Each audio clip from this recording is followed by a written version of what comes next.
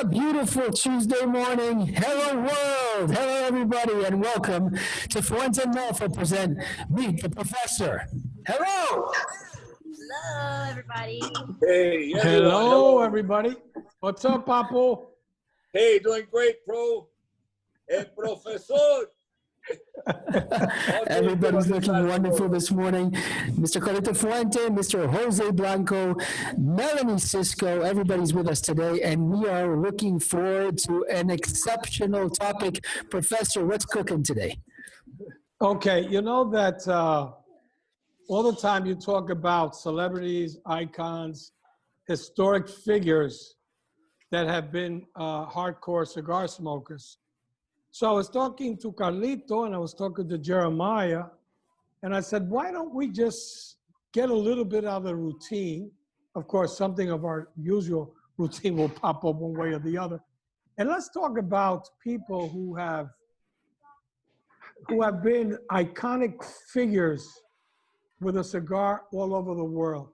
So I'm going to start off by asking Jeremiah, if you were to say, who is your favorite iconic cigar figure, who would it be?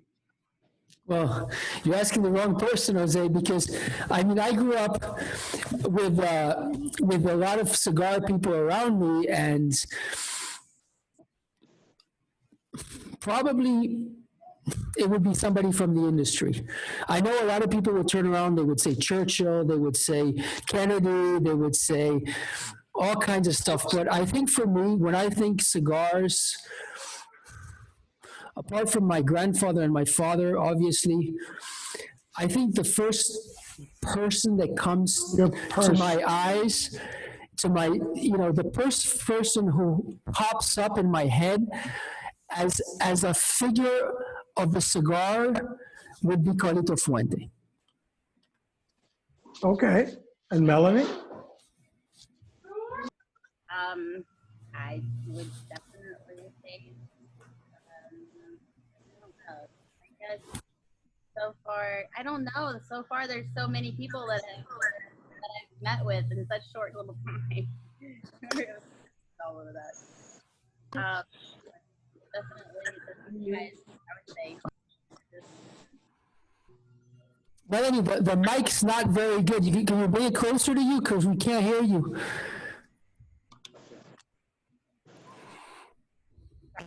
I usually check that before I start this. Oh, there you go. Hello, Melanie. I'm here. And Carlito, who would it be? Well, I think Jeremiah's right. We left out Groucho Marx.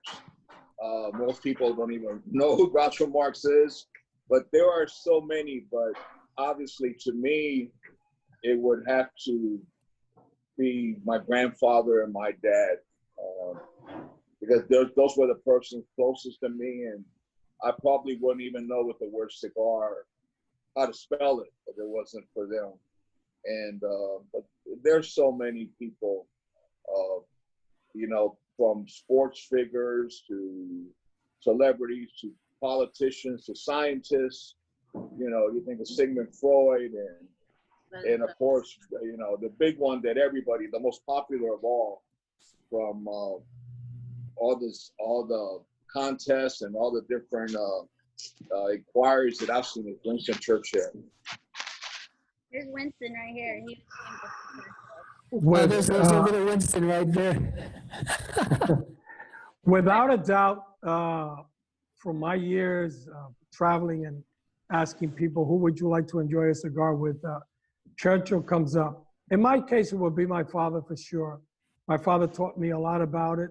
And of course, there's a lot of people I admire in the industry. And somebody that's out of the industry, Churchill by far. And there's so many people that we could talk about. Let's say, and Carlito mentioned Groucho Marx. And for those young people who don't remember Groucho were the Marx brothers, Chico, Harpo, and him. And there's a great story about Groucho. He had probably Jeremiah doesn't remember this. He's too young. But Groucho had a show that was called You Bet Your Life. You remember that, Carlito? I want to say no, but I kind of do. So Groucho would interview people all the time, and people just, you know, average people from all over New York, Connecticut, New Jersey. So one day, and Groucho had his cigar all the time in his mouth. So one day this woman comes in and Groucho starts to interview her and says, Madam, good evening, how are you? And you gotta remember, this is back in 55, 56, black and white. I don't remember if it was NBC or CBS. And Groucho says to the lady. Before you, Prophet, I used to see the reruns. I never saw the originals. So I don't want you to go that far back. Go on, I'm sorry. Okay, so the Groucho says to the woman, hello, how are you? And the woman says, fine. Can you tell me where you're from? And the woman says, oh, I'm from Queens. Oh, Queens, yeah, that's a great place. Are you married? Yes. Happily married? And the woman says, yes, absolutely. How many children do you have? She says, with a big smile, I have 12. And Groucho, remember 1957, says, I like my cigar, but I take it out of my mouth once in a while. That's great. Professor, you know, you mentioned Groucho Marx. We can't forget the great Red Skelton. And of course, George Burns, who celebrated his 100th year old, 100th year. And I heard a story about George Burns, not a story, but I saw a lot of his interviews on Johnny Carson and so forth. And Johnny would ask him, for example, George, what does the doctor say? You know, you're 90-something years old, you smoke cigars every day. And he says, well, which one? He says, I buried most of them. And then, you know, he go on, he says, what do you do for exercise? He says, I smoke my cigar and walk once around the pool. I remember those stories. And, you know, you got Red Skelton, and there's so many of the, you know, the comedians and TV hosts. At that time, it was very popular. Danny Thomas, my God, the founder of St. Jude's Children's Hospital, to me, one of the greatest nonprofit foundation that helps children with cancer, the most advanced in research and everything. It was founded by a great cigar smoker, Danny Thomas. I mean, there's so many. If you look back, it's just nonstop. Oh, we're going to go through a lot of them. And then the other great thing about George Burns, this is a true story, is doing his 100th anniversary cigar in Vegas. So, you know, he used to smoke El Producto, and a lot of people didn't understand why. It was a short filler cigar, but it would keep going on 6 or 7 minutes. So he would do like little puffs out of it, and he would keep doing his routine. So he's doing in Vegas his 100th anniversary party, and it was, I mean, totally full up.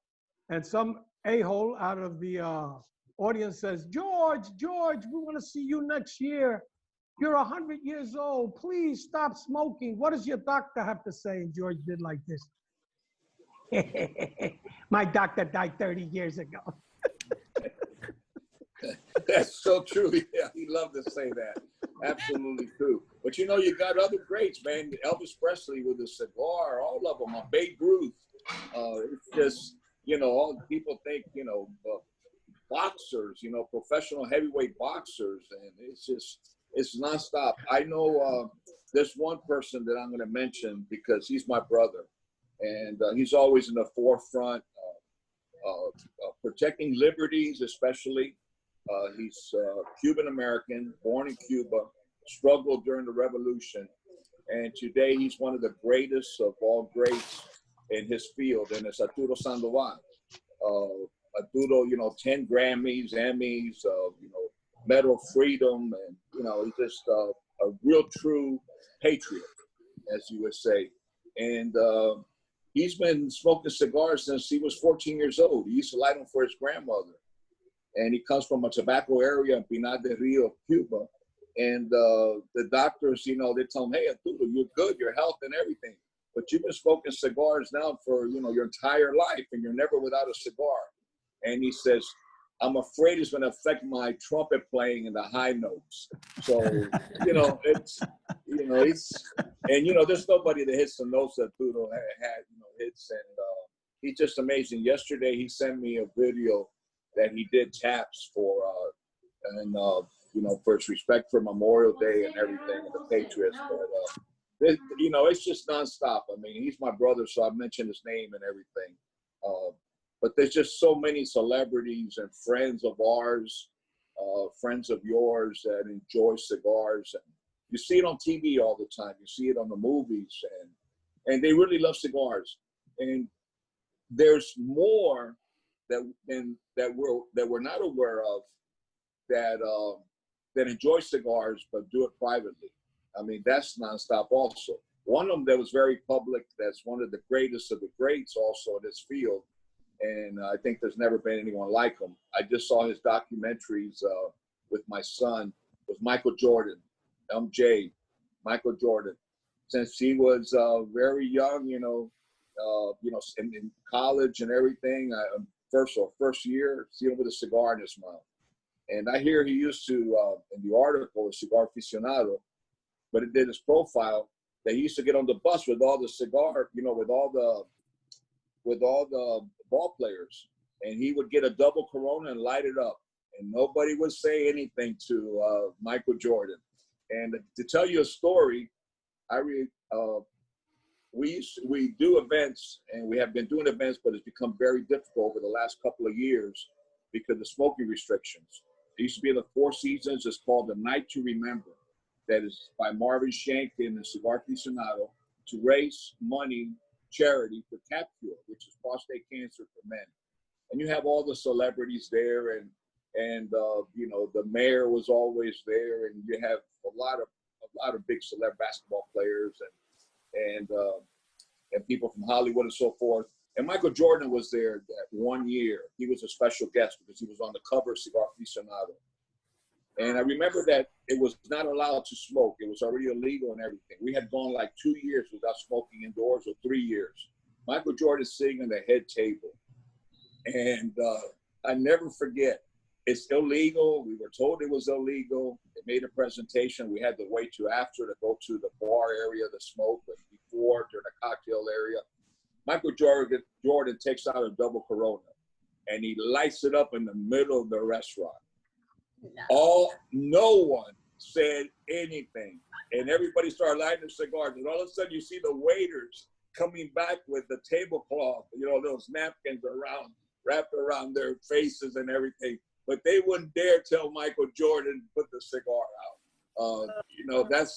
That is the impact of, it's just, those are the memories that I remember of, just great celebrities and everything. And it goes to show you, nobody tells Michael what to do. But that to me, that was a special experience when I saw that. That is awesome. I bring Brian. He would smoke a cigar to warm up his lungs for the next game. So he would smoke a cigar the night before of the game. But also we have some great generals, because a man, if you go through his history, that was not only a cigar smoker but a heavy drinker, was Ulysses S. Grant, that was president of the United States. Grant was a very people say he used to smoke 10 to 12 cigars a day. So Grant was really amazing about it.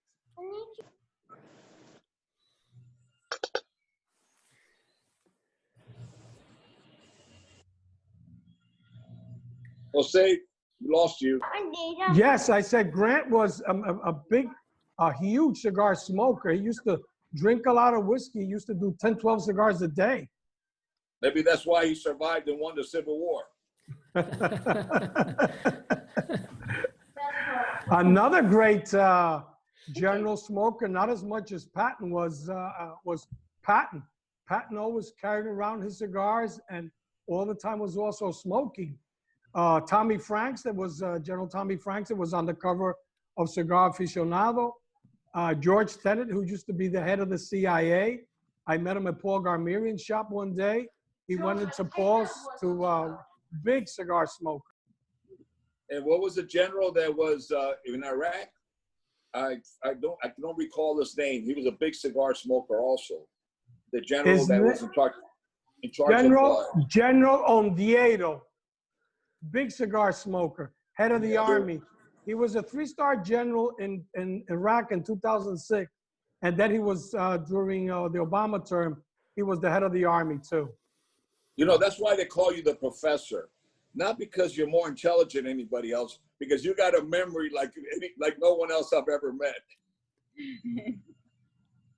Well, there's also a great actor who's a huge aficionado of cigars, and I think he's a good friend of yours also, Carlito, Joe Montana. Yeah, Joe is one of the sweetest human beings I've ever met in my life. Joe Montana is just a special person. I met him many, many years ago in Chicago at Diana Gitt's when we were doing an event at Uptown Tobacco, Uptown. And just the nicest man, and we become good friends since then. And he has a charity that helps the veterans and the military and everything, and the families with Gail Solis. And, you know, we do big events together for, you know, God of Fire and so forth. And he's always been a big supporter. Even in our documentaries, you know, Joe's a voice of several commercials and everything. He does a lot of work on documentaries.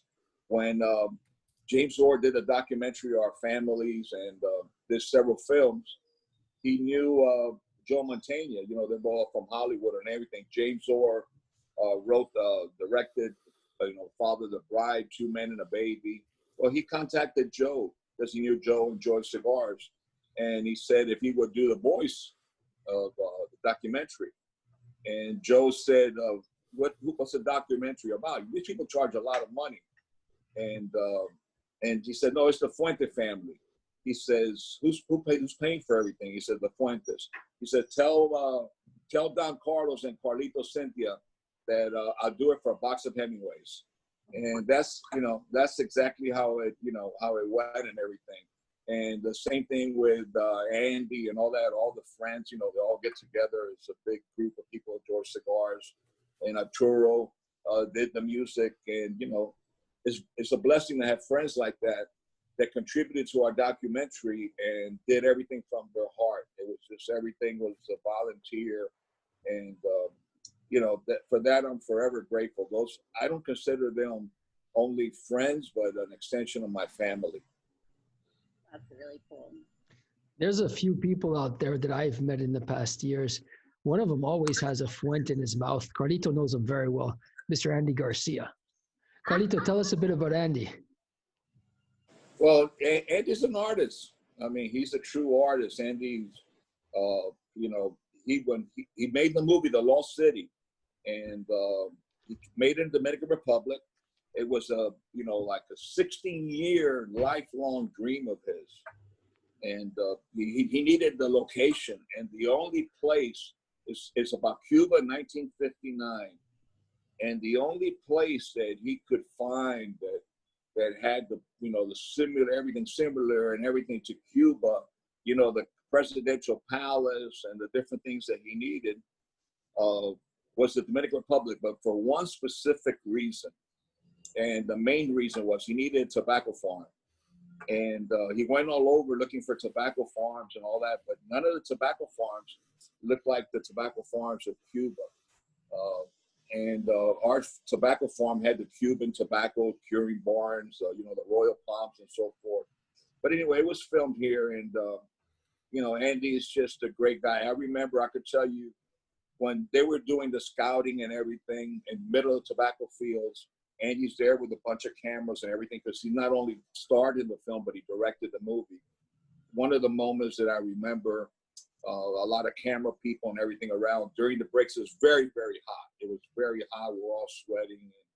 And Andy had a bandana tied around his head and everything.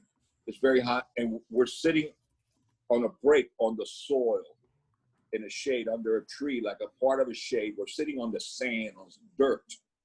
And Andy's there. And, you know, you look at Andy Garcia, such a, you know, handsome, great actor and everything. You know, you can't imagine that, just down to earth. And these kids come running. Back then, we didn't have the foundation. Kids come running. They never seen a camera. And these are children with hand-me-down clothes, some nude, barefooted. You know, they see this, and Andy says, there's a barbed wire fence on the other side of the tree where the shade is. And he tells the kids to come in. And about 10 kids come in. And they start looking at his the cameras, and one was digital. He started taking photos of them. They couldn't believe that they couldn't believe they were seeing themselves. Wow. And I remember those children, their hands dirty and this and they were all over Andy, hanging on them and everything. And Andy loved it. And when I saw that, I said, man, this is a real good human being. You know, Andy, the first thing he did when he came to my house, when he stayed in my house, was he opened his computer and showed my family his daughters and his son and talk about his wife and everything. You know, those are the things, instead of all the achievement that Andy has received, you know, those are the things that people remember, you know, the human aspect of it. And Andy is just, you know, Andy's my brother, and that's the way I feel. I know that, you know, I see him every once in a while and everything, and he's just a good human being, but he's a great actor. If you get a chance, I want you to see the movie, The Lost City. It's Cuba, 1959. It's based on Andy's life and the life of all the families in that era that fled to the United States and everything, looking for freedom. And it's got the music in it that Andy chose. All the music is incredible. It's a real classic Cuban music at the time. You had Dustin Hoffman, Bill Murray in the music, in the movie. Inez Sastre is the main, which she was the face of Lancome for many years. That's why I watched it. Yes, no, but I mean, the music, the scenery, the clothing, you know, 1950, the dancing, you know, it's a great movie. But I remember, this is something I think that's the most important of all. Maybe it's not really the most important, but it's very important. When Andy saw all those children and everything, there was no Cigar Family Charitable Foundation yet. It was several years before. And Andy said, why aren't these children in school and everything? I said, Andy, there are no schools around here. There's no schools that they have to work, or they have to shine shoes, or they have to, you know, beg or whatever they have to do so they could eat that day. Their parents are peasants. They work in the mines that are all near around, or they work, you know, but the children, you know, they're out. They're not in school. And he said, man, what a shame. I said, Andy, no, but I have an idea that we want to build a small little school. And I hope that we could teach a few children the basic skills of, you know, I thought 15, 20 children basic skills of learning to read and write and so forth. And years later, when we started the foundation, everything, Andy said, why don't you come out with a cigar called The Lost City? And a portion of the profits and everything we dedicated to the Lost City Scholarship Fund to help the children and so forth. And we did that, and that scholarship fund is for the universities and everything now. And that's been running now for about 15 years and everything. And with the sales of the Lost City cigar, the Fuente Lost City, we help the children in the universities, because once they graduate from high school to go to university, they have to go to the capital or Santiago, which is hours away. They need transportation. If they have to stay somewhere, they have to pay. They need food and everything. And these are children without any resources. With a great education, but little resources. So the Andy Garcia Lost City Scholarship is contributed to that, and it's been a great help. And so, you know, for that, I'm very grateful. That, to me, that's the big side of Andy. And I know I've spoken a lot about him, but the same with Arturo. Arturo with, he's got the Arturo Sandoval Institute for Charity, and we're building the musical school now in the foundation. Arturo wants to have a recording studio there, teach the children how to mix and how to record and so forth, how to use the computers for music and for sound. And hopefully someday, you know, with the musical school, have a complete musical class. And we do have music, but not to that level.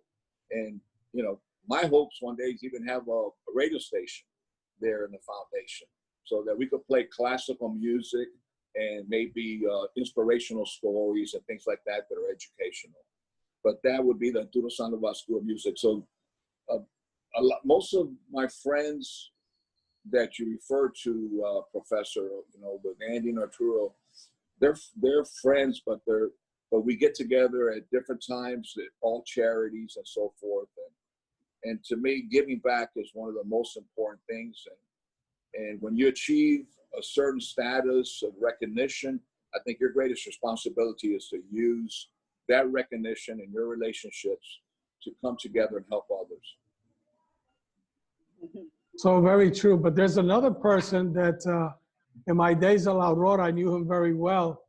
And I bumped to him a couple of times in Chicago that I know that's a dear friend of yours.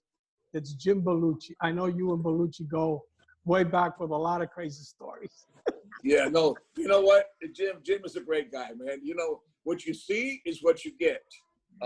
Jim is just, he loves my sister, you know, very close to my sister, my daughter. And Jim is just a great guy, and his wife, children, they're beautiful people. Yeah, Jim loves cigars. Been, you know, we've had some really good times together. I could say that, in different places. And he is funny. He is funny as shit, man. He really is, personally and professionally. And it's just great. And when he does the Blues Brothers and everything, you know, the shows, and he's just a great guy. Yeah, Jim is special. It's really, when you start thinking about it, you know, one name will pop in after another. It's just, there's so many people. Yeah, that's so true. So nobody. Belushi. Yes? Yes. You were saying? Oh, I said I No, haven't seen Arnold yet. Oh, Arnold Schwarzenegger. Oh, well, Carlito knows him well. Arnold, and of course, the gentleman that's always next to Arnold. Is it Rocky?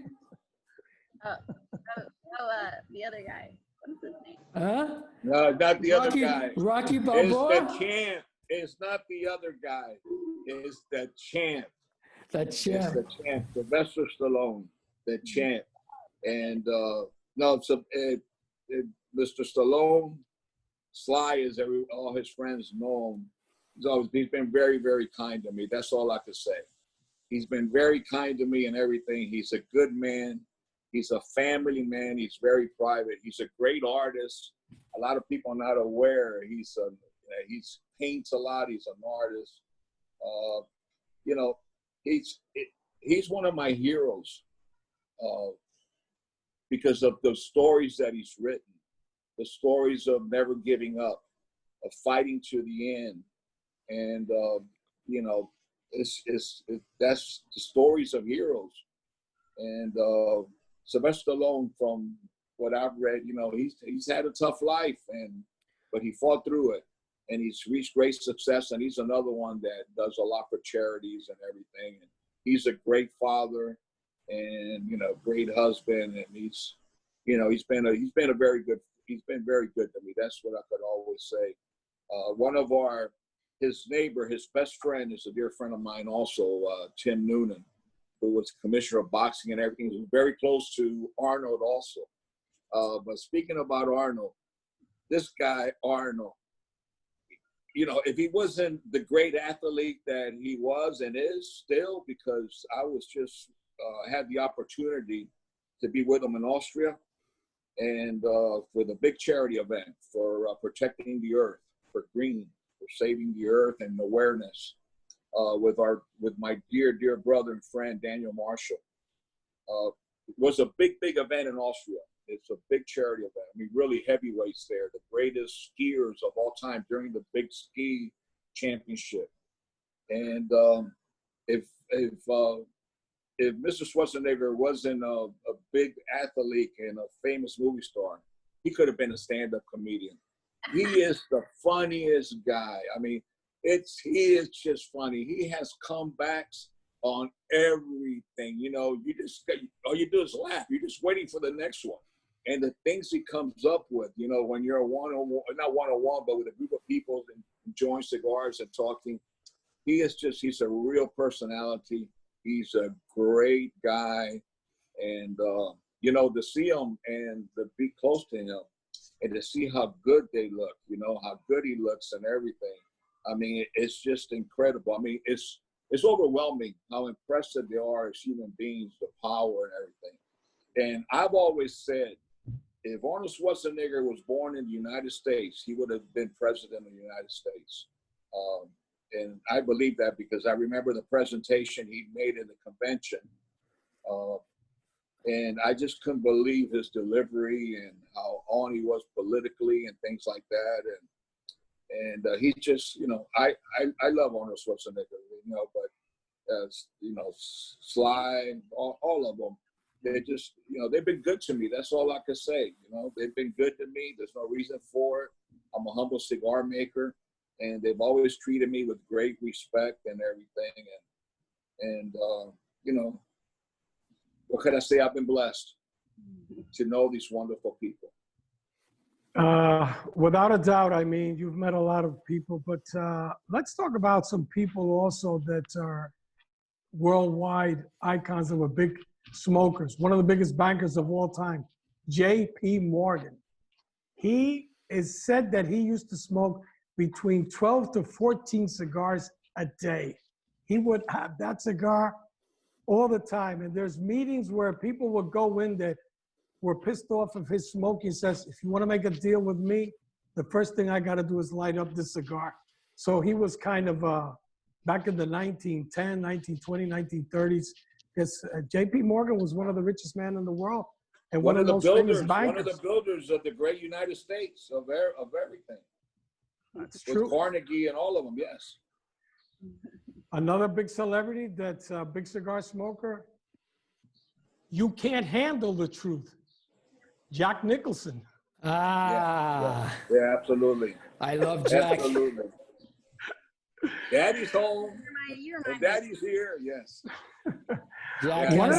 Jack has that smile on him. Once there was an event in California, and Cigar Aficionado night before the big smoke in LA. The first time we were in LA and everything, and we had a free night, you know, dinner, party, cocktail, and so forth. And it was held. Jack Nicholson was on the cover, I believe, at during that time. And I remember that it was at the Monkey Bar. There was a place called the Monkey Bar that was the most popular place in LA, or one of the most popular.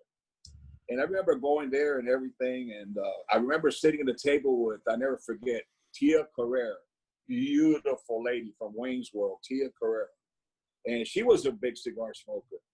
And I remember sitting on the table, all the celebrities were there, everybody was there. Jack Nicholson was sitting in, you know, the room, we're already going to dinner. The room is kind of dark, you know, kind of not dark, you know, lit, like comfortable with a good ambiance, because already it's dinner time.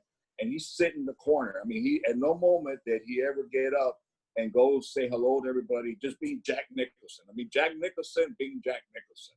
He's there, and you look at him, and I kept looking at him in the corner, and he looked just like the movie. I mean, this Jack with a cigar and the eyebrows and this and that. And my brother-in-law, Wayne, who was a character, man, who is a character, he was sitting on our table with Gordon Ma, Tia Carrera. I don't remember who else was there, with George Brightman, maybe. We were in our own little table, round booth. And Wayne says, man, you know, man, I like to meet Jack Nicholson. I said, bro, but, you know, don't, you know, leave him alone. His privacy, he's having dinner. He goes, no, I'll show you how we did it in Ybor City. And Wayne gets up from the table, grabs a bread basket, and he puts his napkin on his arm like a waiter. And he goes, hey, Mr. Nicholson, how would you like some bread? He goes up to him with a bread basket. He says, but please be careful with the ash. Don't drop any ashes into this bread. You know, we'll have to take you out of the restaurant. And Jack Nicholson cracked up laughing with Wayne because he recognized he didn't work there. And, you know, Wayne had a tux on. But anyway, Jack Nicholson, you know, to me, he's one of the great ones. You know, there's so many of them. It's just nonstop. Geez, man, you talk about J.P. Morgan, one of the great entrepreneurs or president or CEOs, that one of the greatest comebacks was Chrysler, Lee Iacocca. And, you know, and you see the story of Lee Iacocca with Ferrari versus Ford and everything.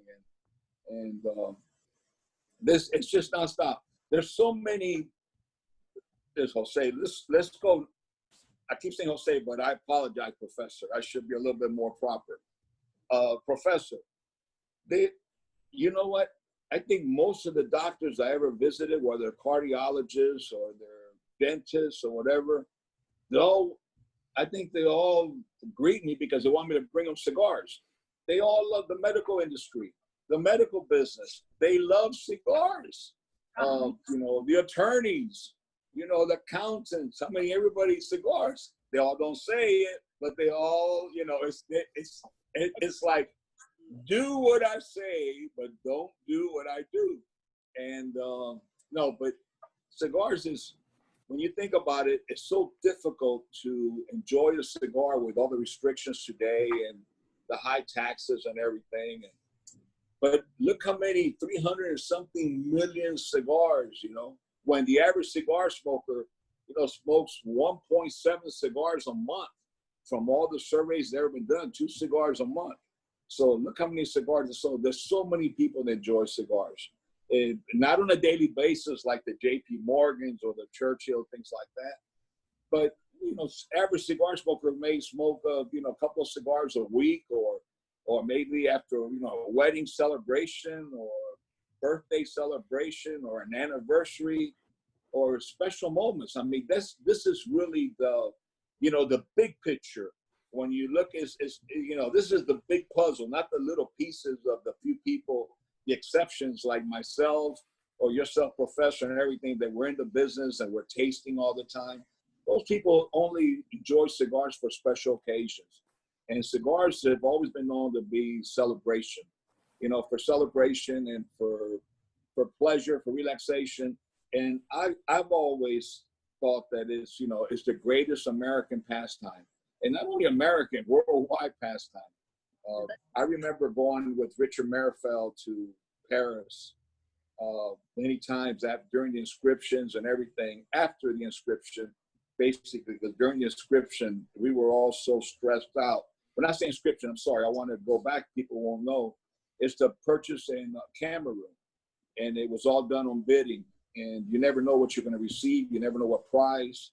It was very difficult times when the French monopoly controlled Cameroon tobacco. And I remember being in Paris and going, and after dinner, it was normal. They would come with this big cart. And, they would have several carts, actually. One would be with cheeses and this and that after dinner. And another cart would be with all these after dinner drinks and so forth. And there was always a big cart with all these different cigars. And it was always a pleasure for the restaurateur to light your cigar with a long cedar stick, and you sit on the table and you have a cognac or this and sit there. It was a way of life in Paris inside restaurants. So it wasn't, I was raised in the United States of America, so I mentioned America. But worldwide, cigars have always been a way to end a meal, to prolong a conversation with a business partner, a friend, or something. But I'm most happy about, I think cigars are the way for couples, romance, to prolong their conversation and their time together. And maybe when they have nothing to say and everything, so they don't get nervous and all that, they take a puff on their cigar like George Burns used to do. And they come up with a good line. And by the time you know, hours and hours and hours have gone by and you just had a beautiful night.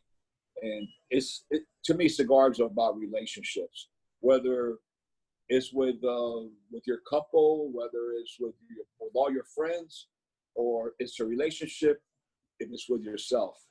Because even when in your solitude, if you have one cigar left and you like that cigar, you're never alone. Your mind could travel all over and your thoughts travel, and a cigar talks to you. And you could talk back to a cigar. And one thing about a cigar, unlike a human being, it never disagrees with anything you think. It always agrees with you. So, cigars are about companionship. It's like my cup. There's one person that we cannot do the show without mentioning, and John F. Kennedy. Petit Corona, H. Upman, before the embargo, Pierre Salinger goes out in Washington and buys 1,200 cigars. And the humidor that Marvin has in his office, which Carlito and I've seen many times, was given to him by Milton Berle. At that time, it cost, I think, was 1,200 pounds. And it was a Dunhill humidor that I think now is worth, I don't know, maybe $500,000 or $1 million. I mean, that is history in the making, what Kennedy did. And let's not forget our good friend who's now, well, he's done a few of his last movies, Mr. Clint Eastwood. Oh, love that guy. Clint, I've researched a lot about him. I don't know if anybody really knows that he smoked long filler cigars, because he used to smoke those little cigars, but maybe it would be a backwoods or maybe some of those little Italian cigars. But I've never really known him to be a real big cigar smoker. One guy who made it publicly was Red Auerbach, the great coach of the Boston Celtics. He would have that cigar all the time, chewing on it. You know, as the games would go on and celebration times, Auerbach was huge cigar smoker. Candela, green. Smoke the Candela cigars, the green. Okay, Carlito, yeah. I'm gonna ask you this. Do you know what cigar one of the great actors of all times used to smoke? Orson Welles? I have no idea, to be honest with you. I would be guessing. At that time, I'm not gonna make a stab at it. You, Professor. From what I heard, hey, Melanie, send the professor a bobblehead. I think from what I've read, and if the Pope is hearing, he could probably clarify with this. It was a brand called Casablanca, and it was a double Corona, 7.5 by 50 is what he used to smoke. That's very possible. And if you mention the Pope, he will know for sure. But you mentioned Kennedy, and it brought to my mind who will be known as one of the great cigar smokers. We know him in the industry, of course, and we owe him so much of the greatness and all, and bringing so many people. And he was John F. Kennedy's #1 fan. He owns Kennedy's humidors. It's in his private collection, and that is Marvin Shanken, the publisher and owner and creator of Cigar Aficionado. So, you know, Marvin is always with a cigar too, and it would be remiss from us, and not to mention the great Marvin Shanken. He's done so much for cigars. He's brought. I would have never met most of these people that wasn't for Marvin Shanken, nor there would most people in the industry.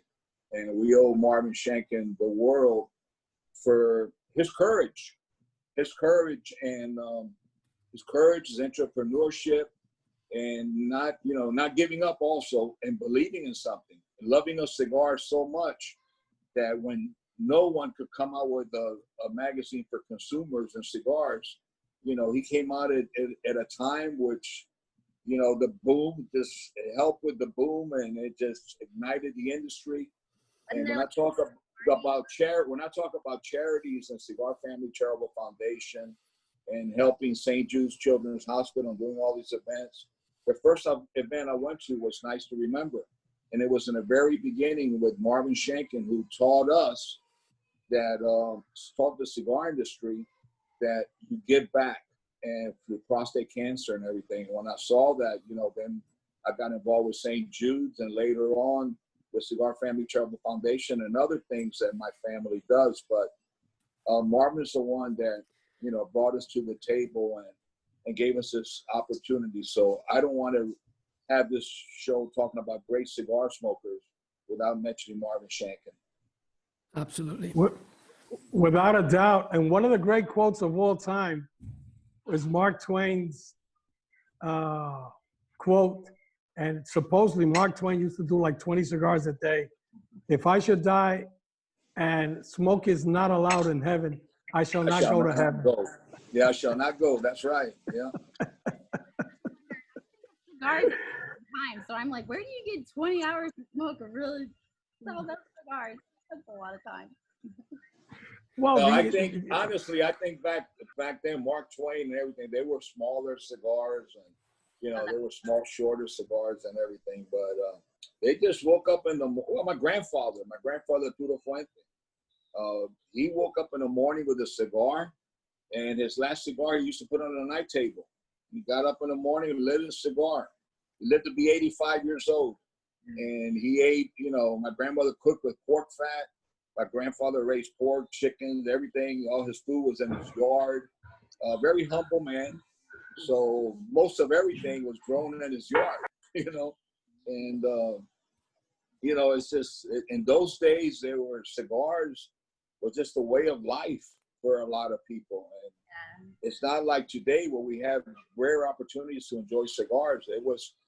But it was a different world. Cigars were different. I don't think that cigars are, today people enjoy cigars with fewer than before, less cigars. But today we smoke more powerful cigars.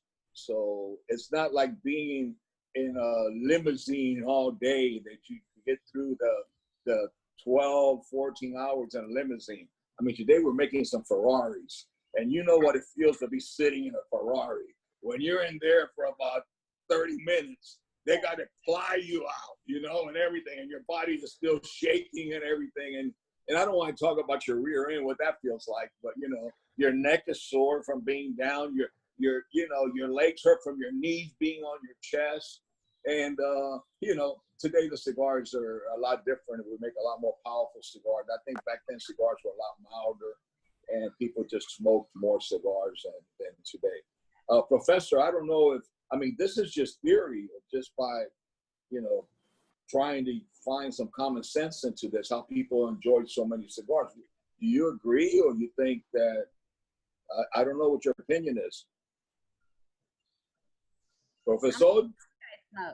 Yes, one of the things also, and I think you have, I saw in one of your videos, a quote from a movie from Robert De Niro, Cape Fear. I think you made a quote about that in some magazine I read or something, right? I may have one moment in my life and something, because that, I still remember that cigar, that big fat thick cigar, and I still have nightmares about that movie. So I think that, yes, that movie I have referred to it. Yeah, Cape Fear. Cape Fear. Cape Fear. Yeah, no, Robert De Niro. Robert De Niro, yeah. Bobby De Niro, yeah. That big, short, fat cigar. Man, it was a Maduro. It was a Maduro. Yeah, it was a Maduro, yes. I remember that cigar and everything. I tell you what, man, I couldn't sleep after watching that movie. It scared the shit out of me. But, yeah, but it goes on and on. And we keep thinking we'll come out with more, you know, more people. But I think that the real celebrities and the real heroes of the cigar world are the fans, or the people who just, you know, like you and I, just down to earth, working people who enjoy cigars. The people that when you walk in the cigar lounge and you're able to have a conversation with them, that really love cigars and everything. And you know, there's just so many. There's so many. We're talking about famous people, but those are the real heroes of the industry, men and women. I have become with so many friends that I never even met before. You know, in all of us, you know, through social media and things that, you know, it's heartwarming. And I keep going back to this, and I repeat it probably in every show. You know, and this is why I believe it. You know, it's the relationship, it's the people, that it's one of the great things. I'm sorry, I had a call coming in. I had to stop it. I got my own little studio here. You know, my phone and a little stand and everything. Yeah, I'm not that sophisticated like you guys. You know, I'm here in the third world. But to me, yeah, it's the relationship, it's the people. It's, to me, you know, the superstar is the person that's sitting on the other side of you or next to you, enjoying a cigar with you at that moment. And like every cigar, it's the moment. It's the moment that you capture with a cigar. You know, just like right now, you know, it's just getting to know Melanie and sharing stories with a professor and Jeremiah. And when people call in, and Benoit, the chef, you know, these are opportunities all come through a cigar. And those are the real celebrities and the real superheroes of our world. It's the hardworking, down to earth people who save their money to buy a cigar. Not, and many times I would risk to say that it's not because of the pleasure they get directly from the cigar, but from the pleasure they get with the cigar, being around other people. And I think one of the, what I've always heard, my grandpa told me, as long as you have one cigar in your pocket, you'll never be alone. Amen to that, Carlito. Well said. Yeah, it's beautiful. I have one last person that we have to bring in. I've always been, a lot of people who know me, fascinated with the mob. And I would say that the figure from the mob that people will always remember is Alphonse Capone with that big cigar tucked into his mouth, probably brainstorming how he was going to get rid of one of his enemies, probably Dutch Schultz. Alphonse Meyer, you say? No, Alphonse No, Capone. here's another one. Alphonse Capone. As a matter of fact, I just saw, hey, listen, quarantine, what do you do? I hadn't seen movies in 20 years. And I think now I can't find a movie I haven't seen. But I just saw the last one of Al Capone, his life, his last year. And I mean, even through his illness, his sickness and dementia and everything, he was now without a cigar. And in the movie, I don't know how true the reality was, when he had his last stroke and everything, the doctor said that, don't give him any more cigars. I mean, he couldn't hold it. So they put a carrot in his mouth, and he was there, with a carrot and a machine gun, still. The movies is endless. James Cagney. I mean, you go back all those, Burt Lancaster. It was very common in the old days, and even today. Listen, USA presidents, so many of them, publicly, and today's not allowed publicly, but even USA presidents and all the great football players, basketball players, baseball players, come on, they've always, cigars have been a big part of them. Before they were allowed to chew tobacco, which I don't recommend to do. But cigars has been a big part of American history. It's been a big part. George Washington grew cigar tobacco. It goes back to the very beginning, and people would be surprised if they knew how many famous people, well-known people, doctors, lawyers, teachers, and everything. Enjoy cigars. I'm going to say something. I don't know if they're listening because my kids are already out of school, and my children went to a private Christian school, Santiago Christian School, which Jose knows very well. Smoking is completely taboo of all kinds, and it's education and religion and this and that, and to be good with my son and children's teachers, I remember every time, because most of them were from the United States. I see them Thanksgiving going to the United States, this and that. Carlito, not Carlito, no. Mr. Fuente, you have some cigars? They smoke cigars, and it's like the whole thing goes back. They smoke cigars. They like to have fun.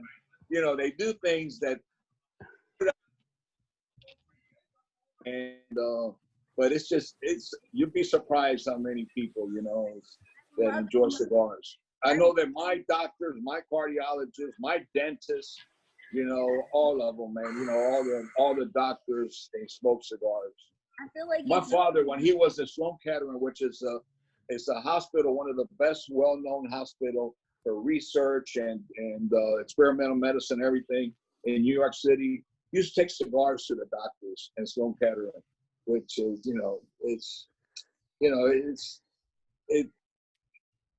cigars bring people together. That's all I can say. Like my father used to say, if your doctor doesn't smoke, change doctors. That's so fun. I love being able to give my cigars. That's like, it's better than giving them anything else. Absolutely. All right.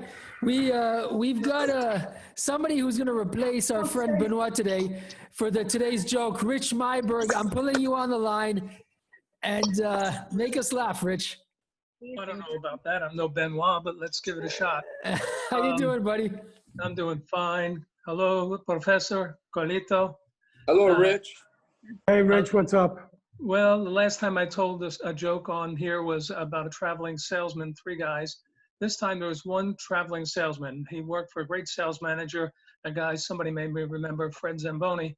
And this guy was out selling cigars, and his car broke down.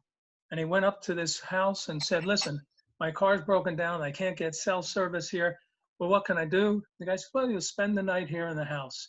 The guy says, all right, I'll spend the night here, but I'm on a per diem. I'll pay you for the room. The guy says, you don't have to pay me anything. Just come in, relax, enjoy yourself. And the guy says, I've got a special talent. He said, what's that? He says, I can talk to the animals.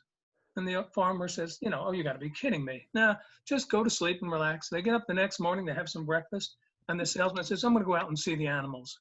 He goes out and he comes back 10 minutes later, says, I just spoke to your horse. The guy goes, sure. He says, yeah, the horse said about 8 weeks ago, you changed from a curved bit to a straight bit, and it's killing his mouth.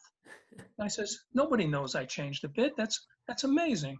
The guy says, I'll be back in a couple of minutes. And he goes out again, and he comes back in. He says, hey, the cow's complaining. He says, what's the cow complaining about? You changed the pulses on the milking machine from 26 to 32 per minute. Oh. And it's just hurting her. It's raw. And he says, she'll be giving you less milk unless you change back to 26. The guy says, okay, I'll do that. And he goes back outside. He comes back in. He says, I just talked to the sheep. And the guy says, don't believe a word that bitch says. That's a good one, Rich. I tell you, that's a good one. Rich, that was Loved amazing. it. Loved it. Thank you But that very really much. didn't happen to, please, don't tell me that happened to Fred Zamboni. No, he sent the salesman out. That's great.